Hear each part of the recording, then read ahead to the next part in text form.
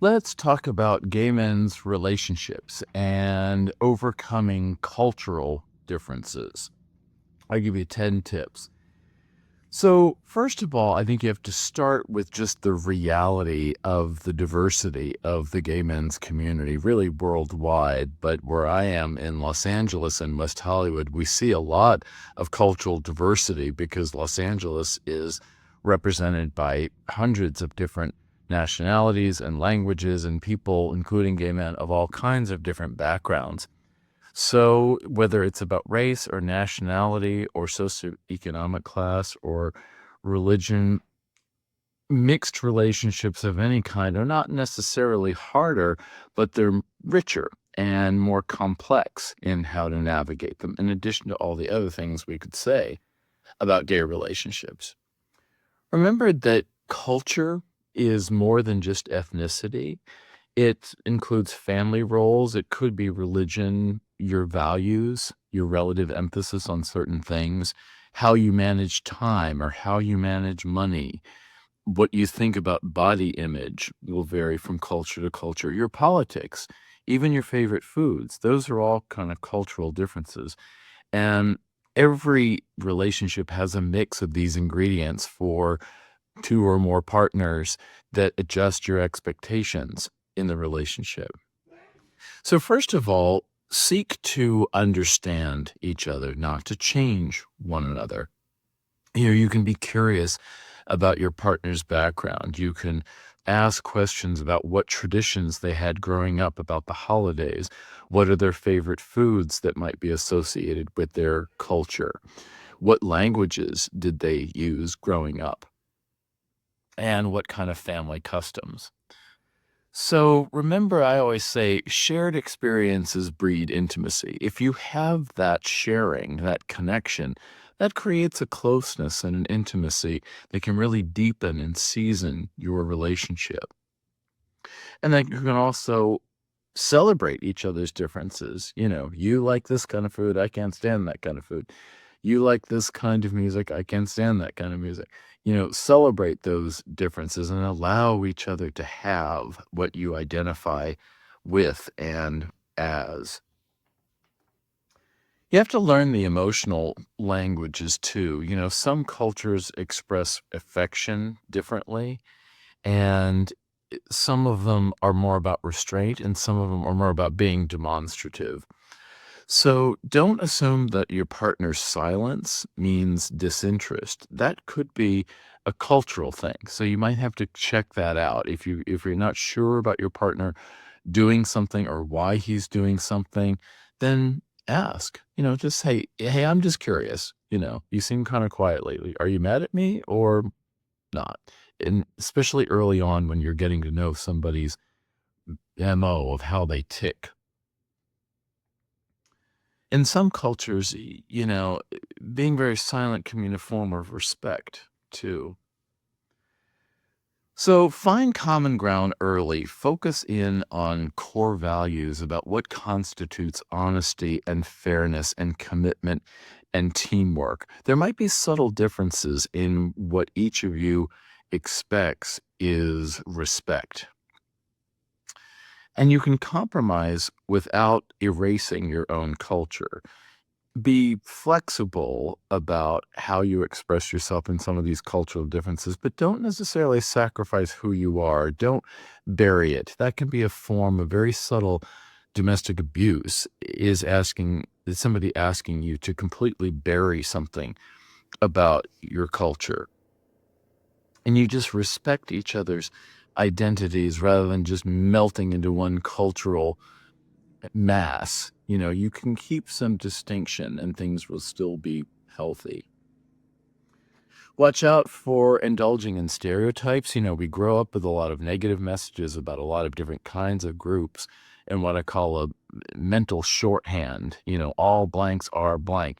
We grow up with this crap, especially depending on our family of origin and our region or other kinds of influences, particularly negative influences, to have negative associations with certain groups. And it's drilled in our heads from the time we're born to the time we might even go off to college or even then. So we have to watch out for stereotypes, and that culture does not define a person. It just influences the context in which they grew up. And just kind of check your assumptions. Talk to your partner about what kind of cultural traits might fit him traditionally, not necessarily stereotypically, and which ones don't. Talk to each other about how you're different from your culture of origin. Navigate, your families and your in-law dynamics. You can be patient with each other, but also firm in asserting some boundaries. Families might need time to accept a gay relationship, first of all, but also an interracial or cross-religion or some other kind of cross-cultural trait that the two or more of you have. And you can give them some time to adjust, but also hold your ground about insisting on respect. Don't eat something that they're asking you to eat when you go to visit or something like that. It's nice to kind of be nice to the hostess or the host or whatever.